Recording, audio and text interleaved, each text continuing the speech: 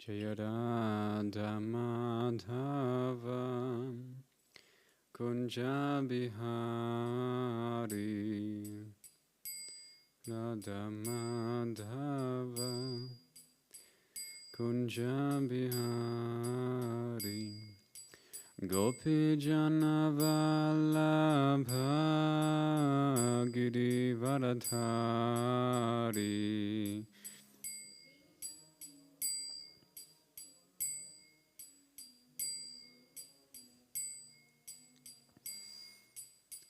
Yashodanandana Vraja Jana Ranjana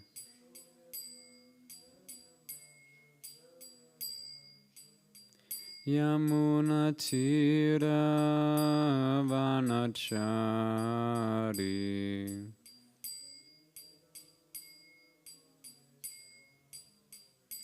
Jaya Radha Madhava Kunja Bihari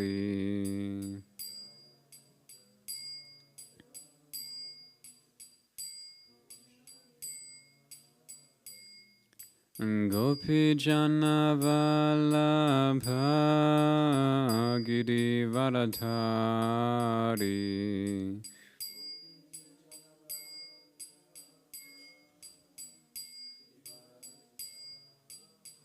Yashodanandana Vraja Jana Ranjana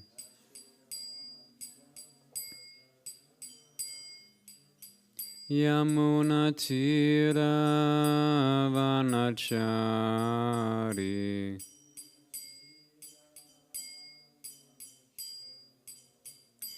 Jaya Radha Madhava Kunja Bihari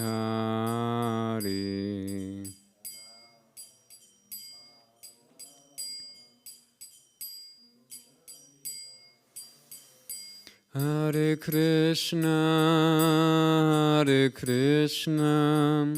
Krishna Krishna, Hare Hare, Hare Rama,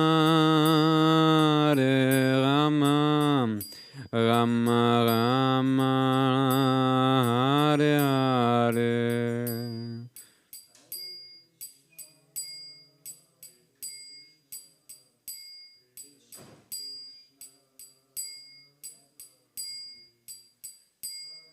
Rama Hare Rama, Rama Rama,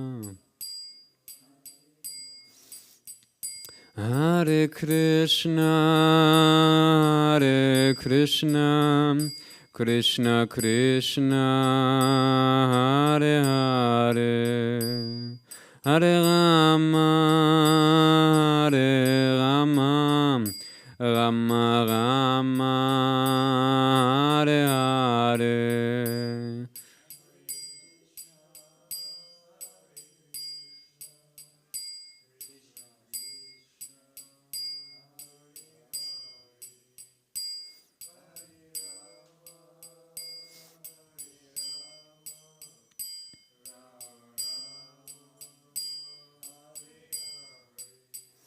Hare Krishna, Krishna Krishna, Hare Hare, Hare Rama, Rama Rama, Hare Hare.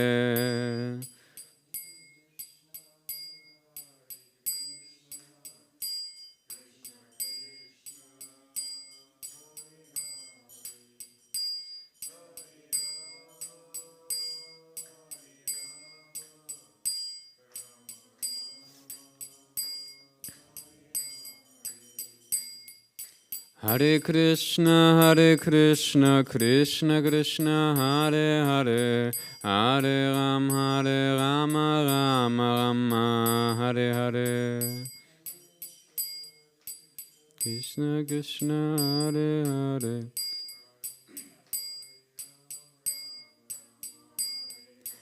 Hare Krishna, Krishna Krishna, Hare Hare, Hare Rama, Rama Rama.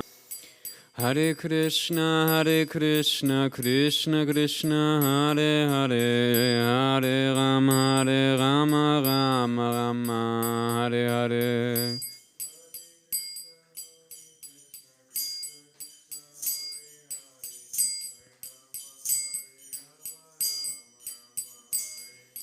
Hare Krishna, Krishna Krishna, Hare Hare, Hare Rama, Rama, Hare Hare.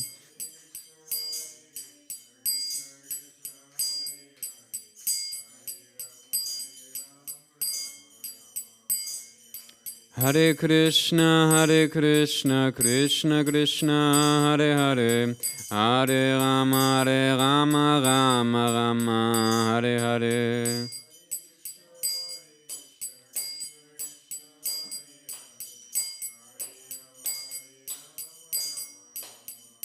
Jaya Radha Madhava, Radha Madhava, Radha Madhava Shri Radhe. Radha Madhava, Radha Madhava, Radha Madhava Shri Radhe. Prabhupada, Prabhupada, Prabhupada, Jaya Jaya, Prabhupada, Prabhupada.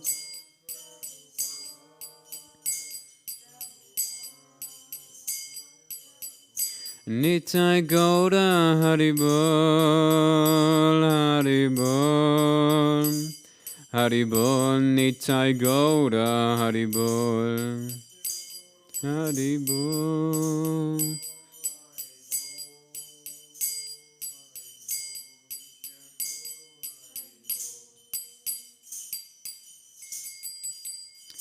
Jai Om Vishnu Pada Paramahamsa Parivrajacharya Shutra Shata Shishmat His Divine Grace A.C. Bhaktivedanta Swami Srila Prabhupada Ki Jai. Jai Om Vishnu Pada Paramahamsa Parivrajacharya Shutra Shata Shishmat His Divine Grace Bhaktivedanta Saraswati Goswami Thakur Ki Jai. Ananta Koti Vaishnava Vrinda Ki Jai. Samaveta Gauda Bhakta Vrinda Ki Jai. Iskon Vatmanugunda Ki Jai. Shri Shri Padakshmani Singadev Bhagavan Ki Jai. Shri Shri Radhamada Mohan Ki Jai. Nita Gauda Premanandi Hari Hari. Alle Ehre seine versammelten Gottgeweihten, Hare Krishna. Alle Ehre seine versammelten Gottgeweihten, Hare Krishna. Alle Ehre seine versammelten Gottgeweihten, Hare Krishna. Alle Ehre sei Shri Shri Guru und Guranga. Alle Ehre sei Srila Prabhupada.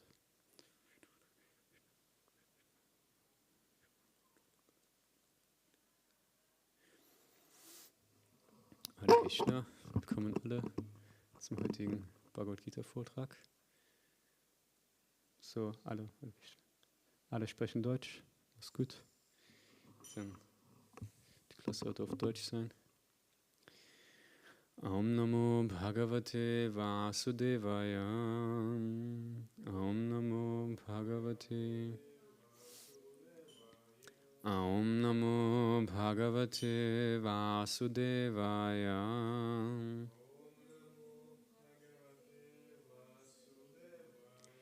Om Namo Bhagavate Vasudevaya.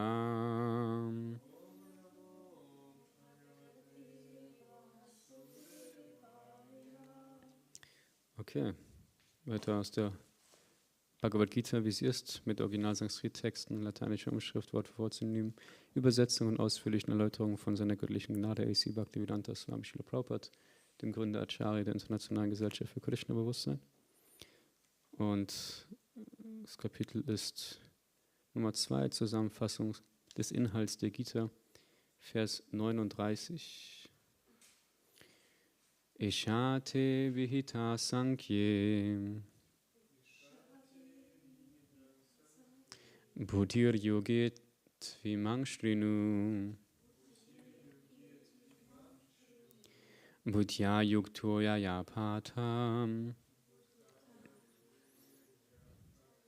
kama bhandang prahasyasi Ishate vihita sankhye Buddhir yoge tvimang shrinu. Buddhya yukto yaya patham. Kama bhandang prahasyasi. Ishate vihita sankhye. Buddhir yoge tvimang shrinu. Buddhya yukto yaya patham. Kama bhandang prahasyasi. Okay, wollt ihr probieren?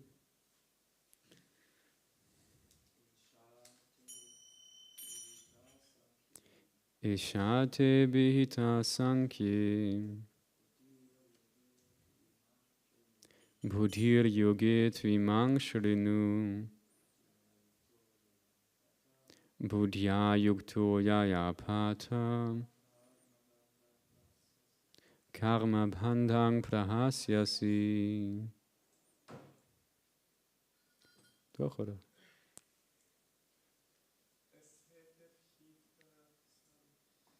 Ishate vihita sankhye.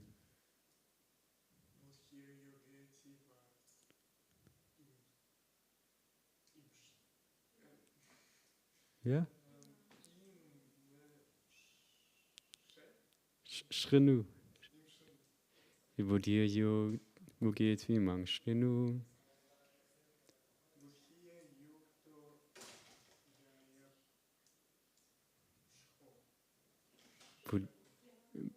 Buddhya yukto yaya patham.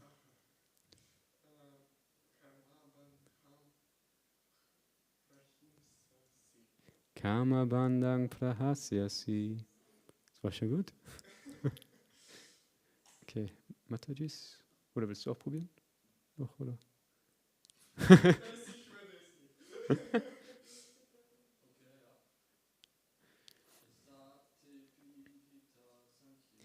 Ishate vihita sankhye.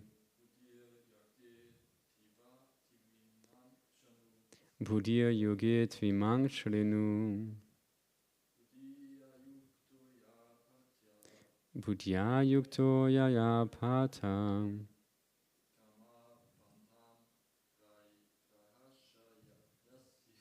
Kama bhandang prahasyasi. Auch gut. Das erste Mal. Okay, Matajis. Ishate vihita sankhye. Buddhir yoge tvimang shrinu. Buddhya yukto yaya patham. Karma bhandang prahasyasi.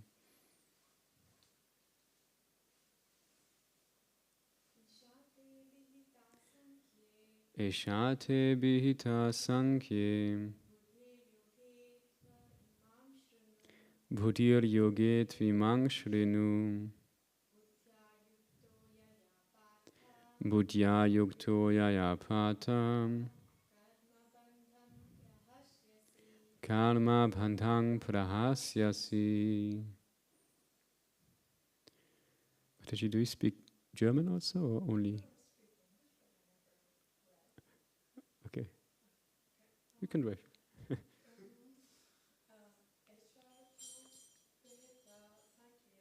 Ishate vihita sankhye. Buddhir yoge tvimang shrinu. Buddhya yukto yaya patham.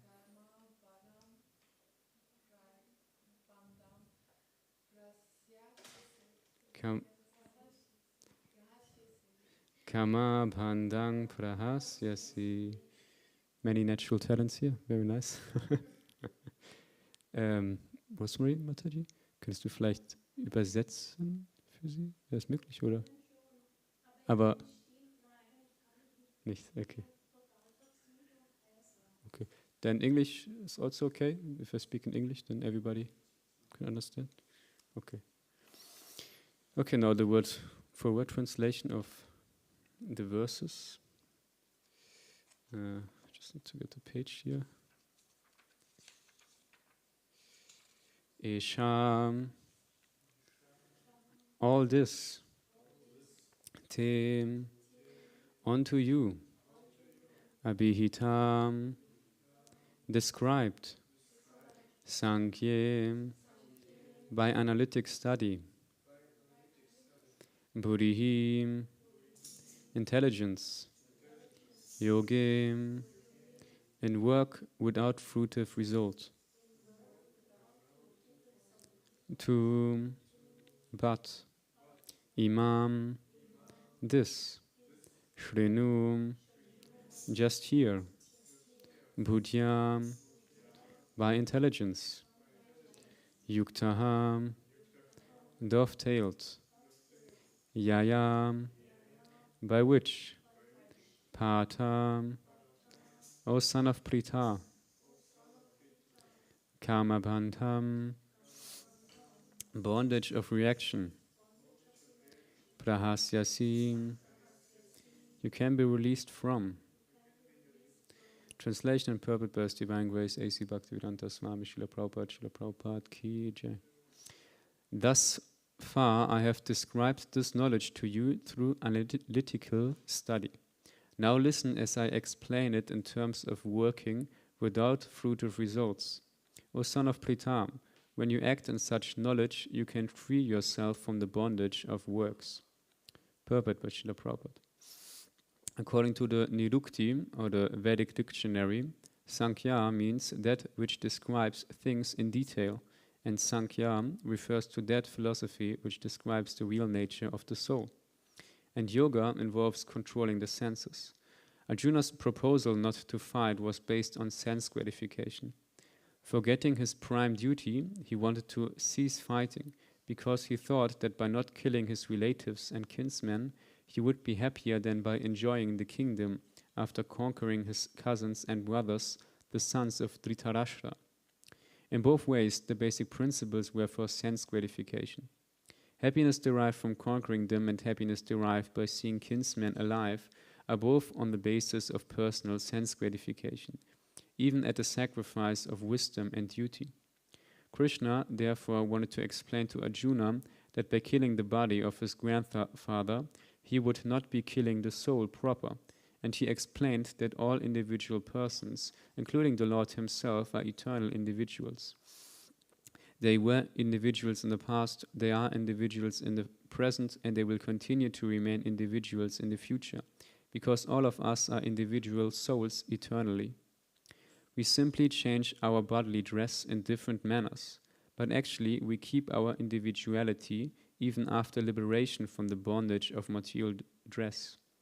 An analytical study of the soul and the body has been very graphically explained by Lord Krishna, and this descriptive knowledge of the soul and the body from different angles of vision has been described here as Sankhya, in terms of the Nirukti dictionary. This Sankhya has nothing to do with the Sankhya philosophy of the atheist Kapila. Long before the impostor Kapila's Sankhya, the Sankhya philosophy was expounded in the Srimad-Bhagavatam by the true Lord Kapila, the incarnation of Lord Krishna, who explained it to his mother Devahuti. It is clearly explained by him that the Purusha, or the Supreme Lord, is active and that he creates by looking over the Prakriti. This is accepted in the Vedas and in the Gita. The description in the Vedas indicates that the Lord glanced over the Prakriti or nature and impregnated it with atomic individual souls. All these individuals are working in the material world for sense gratification, and under the spell of material energy, they are thinking of being enjoyers. This mentality is direct to the last point of liberation, when the living entity wants to become one with the Lord. This is the last snare of Maya, or sense gratification illusion, and it is only after many, many births of such sense gratification activities that a great soul surrenders onto Vasudeva, Lord Krishna. thereby fulfilling the search after the ultimate truth. Arjuna has already accepted Krishna as his spiritual master by surrendering himself unto him. Shishyas tehang shadi mang tvang prapanam. Consequently, Krishna will now tell him about the working process in Buddhi Yoga or Karma Yoga, or in other words, the practice of devotional service only for the sense gratification of the Lord. This Buddhi Yoga is clearly explained in chapter 10, verse 10, as being direct communion with the Lord, who is sitting as Paramatma in everyone's heart. But such communion does not take place without devotional service. One who is therefore situated in devotional or transcendental loving service to the Lord, or in other words, in Krishna consciousness, attains to the stage of Buddhi Yoga by the special grace of the Lord. The Lord says, therefore, that only to those who are always engaged in devotional service out of transcendental love does He award the pure knowledge of devotion and love. In that way, the devotee can reach Him easily in the ever-blissful kingdom of God. Thus, the Buddhi Yoga mentioned in this verse is devotional service of the Lord. And the word Sankhya mentioned herein has nothing to do with the atheistic Sankhya Yoga, enunciated by the impostor Kapila. One should not therefore misunderstand that the Sankhya Yoga mentioned herein has any connection with the atheistic Sankhya. Nor did that philosophy have any influence during that time, nor would Lord Krishna care to mention such godless philosophical speculations. Real Sankhya philosophy is described by Lord Kapila in the Srimad-Bhagavatam, but even that Sankhya has nothing to do with the current topics. Here Sankhya means analytical description of the body and the soul. Lord Krishna made an analytical description of the soul just to bring Arjuna to the point of Buddhi Yoga or Bhakti Yoga. Therefore Lord Krishna's Sankhya and Lord Kapila's Sankhya, as described in the Bhagavatam, are one and the same. They are all Bhakti Yoga. Lord Krishna said, therefore, that only the less intelligent class of men make a distinction between Sankhya Yoga and Bhakti Yoga. Sankhya Yoga pritak bhalach pravadanti na panditaha.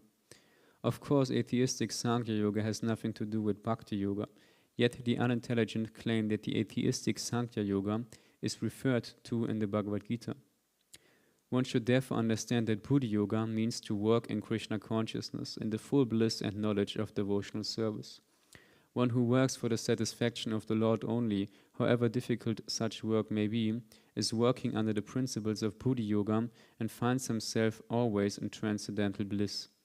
By such transcendental engagement, one achieves all transcendental understanding automatically, by the grace of the Lord, and thus his liberation is complete in itself, without his making extraneous endeavors to acquire knowledge. There is much difference between work in Krishna consciousness and work for fruitive results, especially in the matter of sense gratification for achieving results in terms of family or material happiness. Buddhi Yoga is therefore the transcendental quality of the work that we perform. Again the verse. Eshate bihita sankhye bhutir yoge tvimang shrinu bhutya yukto yayapata kama bhandang prahasyasi. Thus far I have described this knowledge to you through analytical study. Now listen as I explain it in terms of working without fruit of results. O son of Pritam, when you act in such knowledge, you can free yourself from the bondage of works. Om Agyana Timirandasya Yaknanjana Shalakaya Shakshul Ulmiritamina Tasmai Shri Gurave Namaha Mukham Karoti Vachalam Pangong Lageti Gurim Yat Kripatamaham Bande Shri Guru Dinataranam Shri Chaitanya Manu Bishtam Snabitam Yenam Bhutale Swayam Rupa Kadamayam Dadati Swapadantikam Vansha Kalpadarupesha Kripa Sindhu Bevacha Patitanam Bhavani Bhivaishnavi Vinamuna Jaya Shri Krishna Chaitanya Prabhu Nityananda Shri Advaita Gadadhara Shri Vasari Gauda Bhakta Vrinda Hare Krishna Krishna Krishna Hare Hare Hare Rama Rama Rama Hare Hare Namo Vishnu.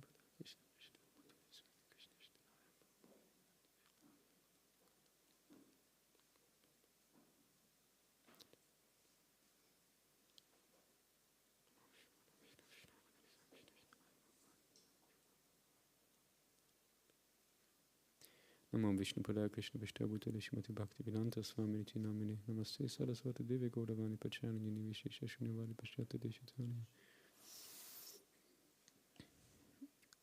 Okay, Hare Krishna. Schön, dass noch very nice that so many devotees came. Yeah, from translation, it's arranged, so speak in English now. Yes, we're here still in the second chapter of the Bhagavad Gita, and Krishna tries to convince Arjuna to follow his dharma, his duty, and fight.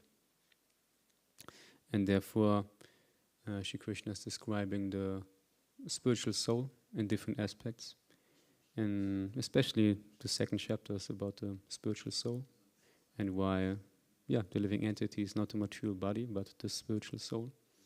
And many verses were given by Krishna now to describe this, this living being, that the soul is never killed, that the soul is never touched by any material thing, be it fire, air, whatever it is, that the spiritual soul is actually eternal, everlasting, never perishing, and that all those relatives Arjuna is seeing now in this warfare are actually also eternal individuals, and thereby they are never killed. The material body, on one side, it's described as Achit. This is Asat. This is temporary. It's always diminishing after some time. Achit, this is without any knowledge or full of ignorance. And Nirananda means, full of misery or without any ananda. And the spirit soul is exactly the opposite. It's described as Sat, Chit, Ananda, and Vigraha. So Sat being is eternal, Chit full of knowledge or full of consciousness. That's the symptom of the soul. That's why in the material body we are now in, we can perceive actually our thoughts, our actions, everything. That's the consciousness, the spirit soul is pervading through the body. And Ananda, it is full of bliss. Like Akila Prabhu always says, there's not really a word for this word, real translation for this word Ananda, because this is everlasting, ever-increasing bliss. And Vigraha, it's also a very important factor. Vigraha means with form. Because Krishna describes in the Bhagavad-gītā, Mamai Vangsho Jiva Loke Jiva Bhuta Sanatanaham, that those living beings in the material world, they are his parts and parcels. And because Krishna has also a form, a physical appearance, that's why the spirit soul also has a form. And the goal actually of the material existence is to come back to Krishna and be in our eternal spiritual forms with him in his spiritual form. And Krishna says here in this verse that he describes all those facts about the spiritual soul by analytical study called Sankhya. And this, what I just described is more or less the Sankhya, what Krishna is talking about here in the Bhagavad-gītā in the second chapter. And Srila Prabhupada also mentions two other Sankhya philosophies. One Sankhya by the atheist Kapila. And this Sankhya philosophy describes the material world with 24 elements. And 5 of these are the Panchabhutas, the 5 gross elements of the material world: earth, water, fire, air, and ether.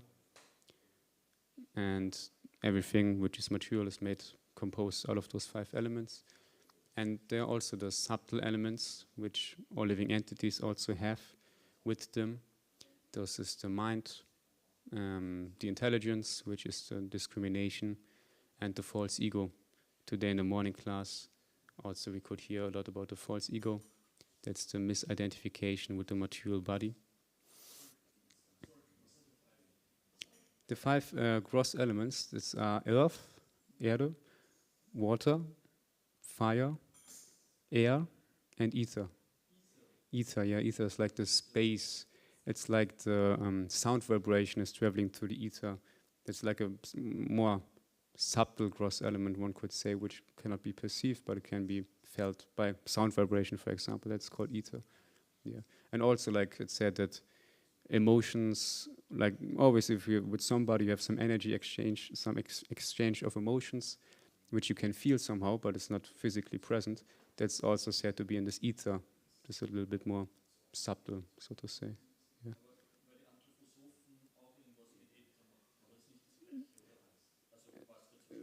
I don't know exactly what the anthroposophic philosophers say about ether, but maybe it's similar, because most of this knowledge also comes from the Vedas, might be. Yeah.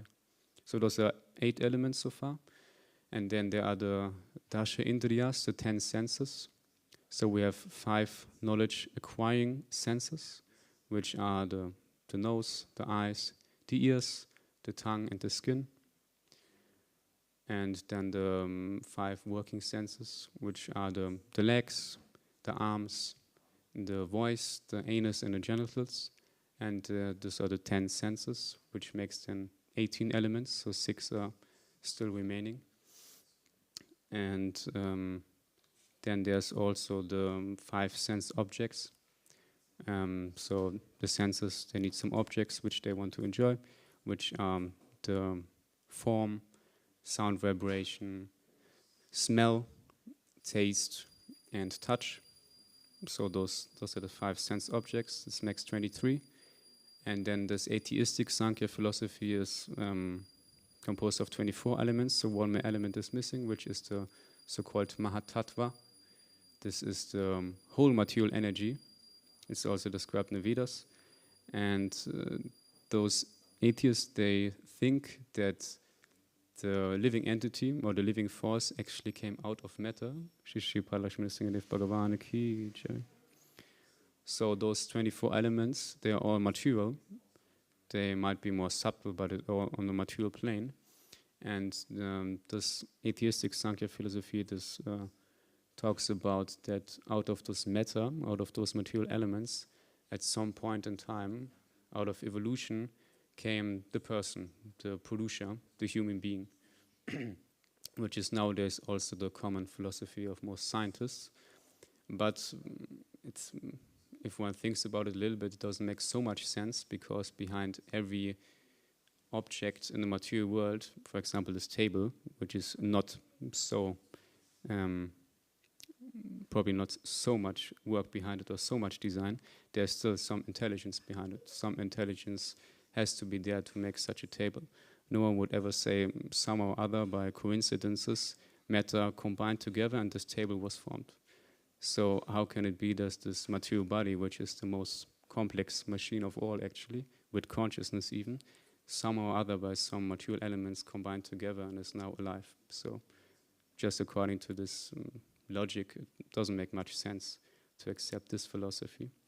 And Krishna even says then in a little bit of verses before to convince Arjuna, even if he would accept this atheistic philosophy that is only matter, he should also not lament at all, because no one would lament about some matter being dissolved, saying that if he fights and if some of his relatives die in that fight, and if he accepts this atheistic philosophy, then it would anyway just be matter and it will go back into matter.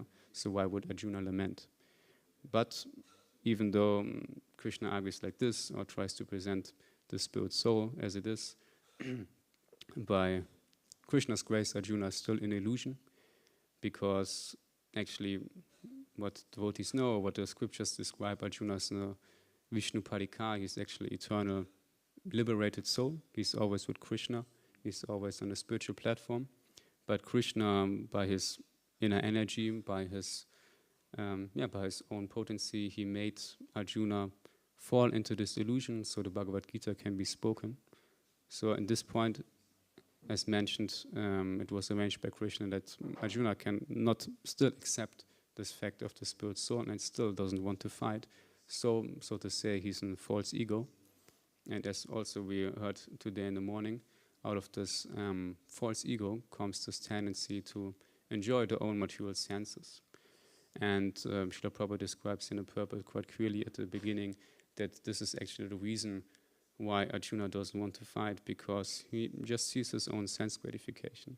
He thinks he will be very much sad and cannot enjoy the kingdom if he wins. And also if he loses, then he will be full of shame. Everybody will blame him maybe for the loss, and he cannot enjoy in that way also. And many, many things in this world, sadly, the spirit soul doesn't do because of this sense gratification. And one purport I remember, I don't know exactly where this, Srila Prabhupada just describes in one sentence that sense gratification means Mahamaya, or illusion. And Krishna describes actually in Bhagavad Gita when Arjuna later asks him, why is it like that even though you know something is right, you want to do the right thing, somehow or other you are impelled to do the wrong thing. You act in a different way, even though you don't want to do it. And Krishna answers, Kama Esha, Krodha Esha, Rajaguna, Samudbhavaha, Mahashana, Mahapadma, Vidi Inam Iha Vaidinam. He says there that it's lust alone, Arjuna, which comes from the touch of the spiritual soul with the mode of passion, and which later turns into wrath or anger. This lust is the all-devouring and very sinful enemy of this world. So Krishna uses very heavy words there. And this lust is in general sense gratification. Yes, in the material world, surely the attraction between man and woman is the most powerful of those forms, which can also be used in Krishna's service, also surely in the Gehasta Ashram. But also there are other forms of lust, everything which is just focused on the own sense gratification. This is called lust. This is not only this one aspect.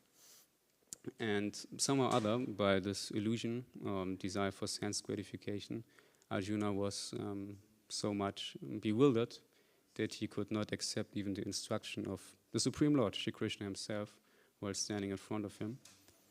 And he couldn't accept the fact, actually, that all those relatives who are with him on the battlefield, they're actually also eternally individuals. And Krishna also explains in a few verses before that Najayate Mariyate Vakadachin, that this spirit soul, it's never born and it's never dies, actually. And then in the same verse, Nahanyate Hanyamane Sharire, that the spirit soul never kills or is killed. And this is actually the 25th element of the Sankhya philosophy. And now we come into the more spiritual Sankhya philosophy, which also Srila Prabhupada describes here shortly. The 25th element is the Atma, the spirit soul, and the Mayavad philosophers, or the impersonalists, they accept those 25 elements as the all in all, because they think that the Atma, the spirit soul, and the Supreme Soul or God, they are one and the same. So there's no difference for them between that. But there is then the Sankhya philosophy which devotees follow, and that's the Sankhya philosophy of Kapiladev, which the Prabhupada mentions a few times in the Srimad-Bhagavatam. And there's 26 elements also present, and this is the Paramatma, the super soul. So Krishna says himself that he is always present in the heart of all living entities, Ishvara Sarvabhutani, Hridesha Junatishtati. And he guides them on the way to the material energy. Brahmayan Yantrarudani, Brahmayan Sarvabhutani, Yantrarudani Maya. Yes. And he guides them in this material world on this vehicle, which is the material body. And so this 26th element, the Paramatma, this Sankhya philosophy, which includes this 26th element, this leads then to Bhakti Yoga. And that's one reason why Srila Prabhupada describes many, many different paths here in the Bhagavad Gita. For example, Sankhya Yoga, Buddhi Yoga, all is described as Bhakti Yoga, because actually those paths, they should lead to Bhakti Yoga, so devotional service for the Supreme Lord. And the Vedas also gives a nice example in that connection, that there's one bird, actually two birds at a tree, and one bird is always enjoying or suffering because of eating the fruits of that particular tree. So the bird is flying around from fruit to fruit and trying to enjoy, and sometimes it's taking very sweet fruits, and sometimes the fruits are very bitter, or it's eating too much. And then on another branch of this tree, there is also another bird, which is described as this Paramatma, the super soul, which is always, looking at the bird and just observing what the bird is actually doing and waiting for this enjoying and suffering bird to connect back to him, to this bird which is observing. And the spirit soul actually in the material world is always suffering because of different material activities. But when it turns back to the super soul in the heart, then it can be finally liberated of this material bondage. And this is actually not such a difficult process because Bhakti Yoga is for everybody. Everybody is able to practice Bhakti Yoga. Krishna says in the Bhagavad Gita, it's verse 9:26, Patram pushpam palam toyam yume bhakta prayachati. Prayat tataham bhakti uparitam ashnami prayatat manaha. So if one offers Shri Krishna with love and devotion, water, a little bit of water, fruit, a leaf, or anything else which is available, then Krishna will accept it. So instead of trying to enjoy those fruits, those palams in Sanskrit by oneself, one can just try to offer this to Krishna. And everybody is able to do that in his or her own capacity. Everybody at home can have a little bit of an altar, put some pictures there of Krishna or his representatives, and just every day do a little bit of an offering there. It can be very simple, like fruits or water, but one can also cook for Krishna at home and offer with love and devotion those preparations, and then afterwards take those preparations as prasadam. And so, as Srila Prabhupada describes here, at the end of the purport, everything should be done for the satisfaction of Krishna. Now the question may arise, so how do I know what is really satisfying for Krishna? Who am I to say I know what Krishna really likes or desires? So for that purpose, it's very important to have some good association with devotees, and especially with advanced devotees who have some knowledge about Krishna consciousness, or especially realized knowledge. And I can only say from my own experience that I was practicing at home and trying to do as much as I can, I would say, for Krishna. I was chanting at some point, trying to make some offerings, some prasadam. But now looking back, it was nice, it was surely helpful, and my heart got purified by that, but it didn't make so much progress. And then later, when I came to the temple and was in association with devotees, it really elevated myself in my spiritual practice. And at some point, when I even found advanced devotees who I can share, or ask questions, and especially then one devotee really guided me to a long time, then it really propelled me and really lifted me up from sleep, so to say, from tamagun. And it really made me more steady in spiritual life, but also gave me many, many different abilities to be more able to, practice my own life in this material world. And this is actually one way, one very important way, how to conquer over this tendency for sense gratification. Because by association of such advanced devotees, one can gradually develop a higher taste for spiritual activities. Also, Krishna confirms in the Bhagavad Gita that rasa vajam rasopyasa param drishtvani vartate, that only by a higher taste in other activities, one can give up this lower taste in other activities which might not be so helpful for devotional service. And by this, one can really then let go of many own false conceptions or own ideas and desires which hinder one on the spiritual path. And I can see it more and more now manifesting in my own life. For example, now by the grace of my spiritual master, I'm able to take care of the ashram upstairs and the devotees and guests who come there. And surely I also try to use my own creativity in different aspects. But I see when I really try to take shelter of advanced devotees and try to hear from them and try to get help from them, then more and more things manifest. Like I see, for example, right now it's a very good time. Many devotees are general in the temple and all ashrams, I guess. And more and more soon-to-be devotees are writing, wanting to come here, and it's really developing very nicely. And I have a strong feeling that's not because of any of my own qualifications, but just because I try to take shelter and I try to follow what Srila Prabhupada, my spiritual master, and also the authorities try to give me. And one small example also what I just recently had on Sankirtan.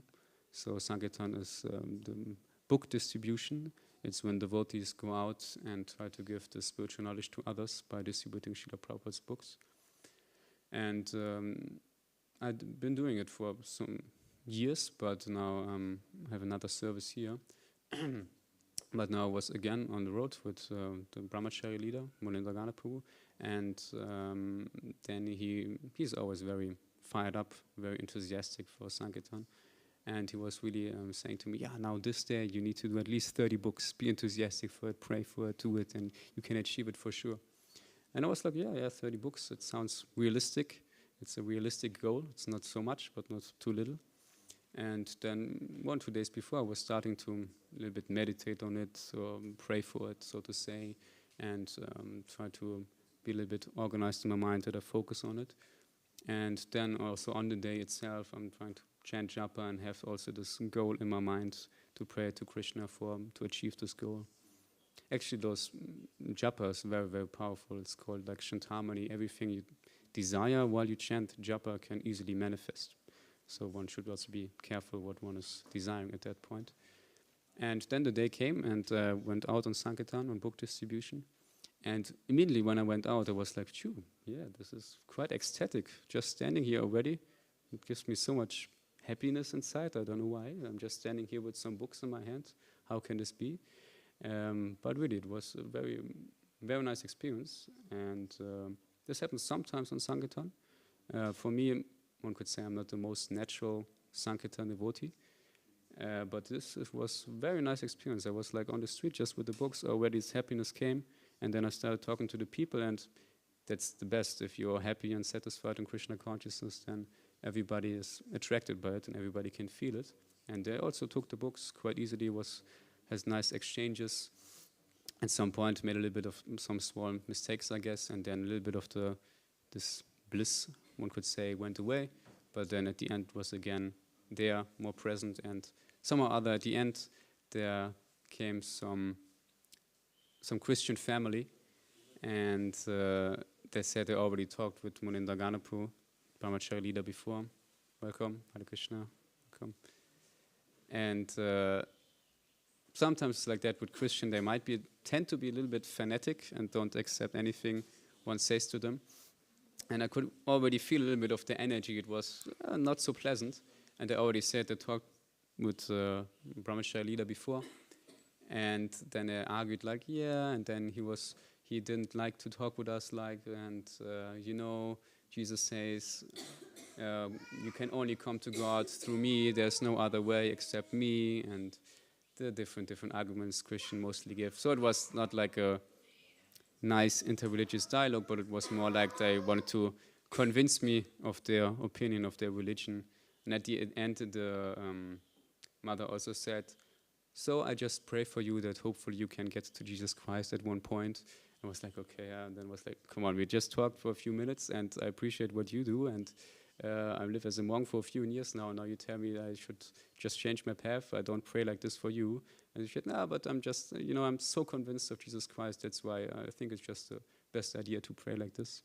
So at one point, I can appreciate that. They're very convinced in their philosophy, their religion. But on the other hand, if they want to push it on someone and say your thing is bad or even hellish, demoniac, then it's not so nice. But again, to the story, then it was then had 29 books at that point, exactly when they talked to me. This was like 10 minutes left before we should go to the van again. And then they approached me, and somehow I entangled myself in talking with them. And then when Ganpu just came, and then this mother just said, "Oh yeah, I think you need to go now. You need to go." And I was like, "No, I don't want to go now. There's one more book left. I need to stay here." Then I talked a little bit with Muninda Ganpu, and he said, "Okay, it's fine. Please stay. Try to do this book, but if you don't do it, don't be attached." And then I was going around for. Sorry? Sorry? When he was outside? No. I was out. When this was? This was like 2 weeks ago, maybe? Or 2 weeks. Yeah, just very short while ago. And then he said, "Yeah, you can do it. You can distribute the books. If you don't be attached. Just come back." And then I tried for like 5, maybe 10 minutes, and then I met some young, nice man, and was nice and friendly, intelligent student. And he took 2 books with him, and then I was like, "Yeah, finally I did it." I was a little exhausted because needed to put some endeavor in, and then this talk at the end was draining my energy, but it was ecstatic and it worked out, and it really showed me again, yeah, if you just try to follow the sincere devotees, try to follow what they say, then all success is granted, and also inner happiness, inner bliss. It's quite simple. I mean, sometimes it's not so simple when the false ego kicks in, but actually it's quite a simple path. And 5 minutes are left, so I just want to share, because today I had some Sangha with my spiritual master. Every Saturday he has with his disciples. And he shares some very nice points about, how to be a good manager or a good authority. He quoted from Srila Prabhupada, Madhavananda Prabhu, one very great devotee. He has a newsletter every Ekadashi, and then he posted this particular knowledge what Srila Prabhupada gave. So just shortly, because now it's soon starting, but I really want to share this because it's so nice to hear, that Srila Prabhupada describes that one of the first things that some manager or authority should do, he should be very careful to not kill this mood of enthusiastic service. So to really watch out that you're not uninspiring, discouraging young devotees. For example, once I had that while japa time, one devotee was always going around and picking flowers while he was chanting japa.